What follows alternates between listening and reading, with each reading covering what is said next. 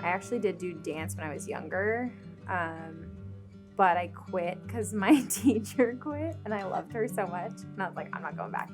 So that was like my first like performing experience. But when I like really got into it was, I was in 7th grade and my school had this, it was like a competition. And so my teacher in 7th grade was like, you would be really good at this. Literally my first assignment was, here is a monologue, just read it in front of the class. And I was up there like shaking like crazy, and she had to tell me to go sit down because I couldn't even read in front of this class, right?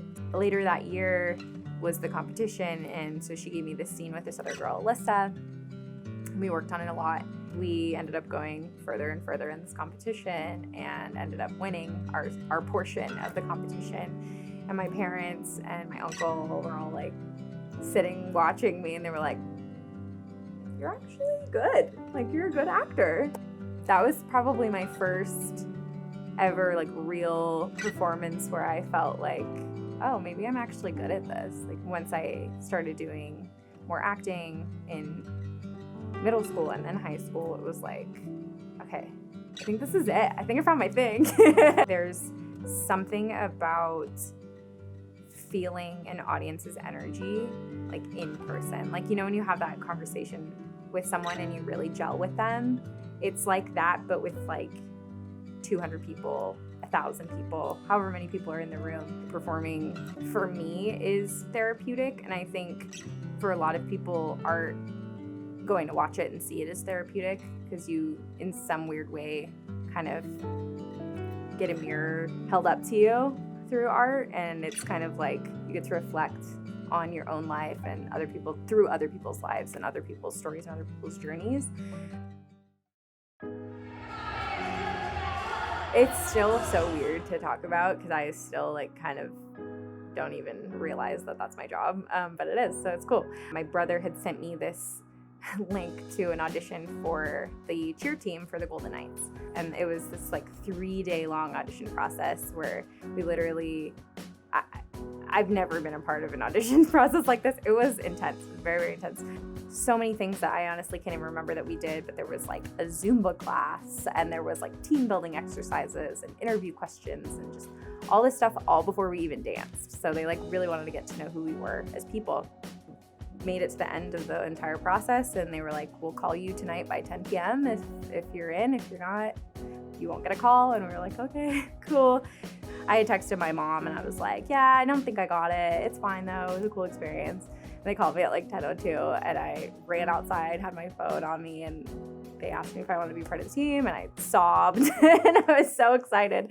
And about 3 months into the season, the entertainment director, Johnny, at the time, came in to the dressing room and was like, hey guys, we're having auditions for female hosts. We wanted to kind of switch things up. We have a lot of male energy. We wanted some female energy. He was like, hey, I remember from your audition that you do theater, and I know you have a like good improv background and all that jazz. You should definitely audition. And I was like, well, crap, now I have to audition. I genuinely don't remember what the audition was like because I completely blacked out. And that night I got an email from them saying that they wanted to do like a trial run with me and this other girl.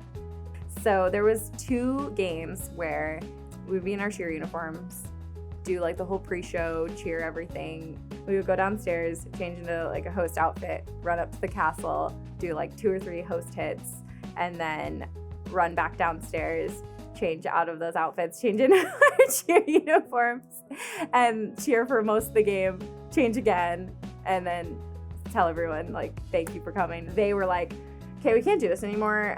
We would like to move forward with you. And they asked if I would want to, be a full-time, part of the host team. And I like lost my mind. I was like, yes, that would be amazing. And I've been there for 3 years. So it's like, it's crazy. And I still get up on that stage every time and I'm like, how did this even happen? Like, this is insane. And I will stay there as long as I possibly can because I love it.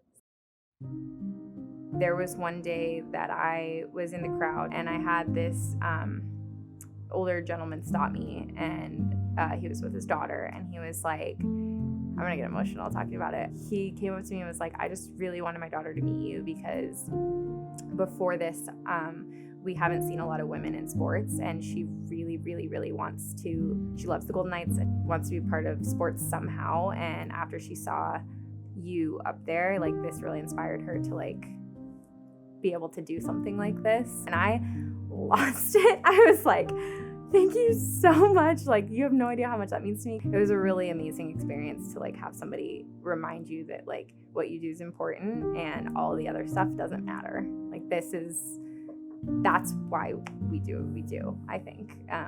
For the most part, it's just to hopefully inspire somebody else to like find that passion and that thing that they want to pursue in life. Someone said this to me when I was in high school, and I think about it still to this day, every single day, is that if you can't envision yourself doing anything else, figure out a way to do it and don't give up. I truly believe there's nothing that you can't do if you just believe in yourself and put your mind to it. It sounds so cliche, and a million people will say that to you in your life, but it's very genuine. And I've like learned that through just being like, okay, I don't really believe in myself right now, but I'm gonna do it because I want to do this so bad. And I end up doing it. So that would be my biggest piece of advice.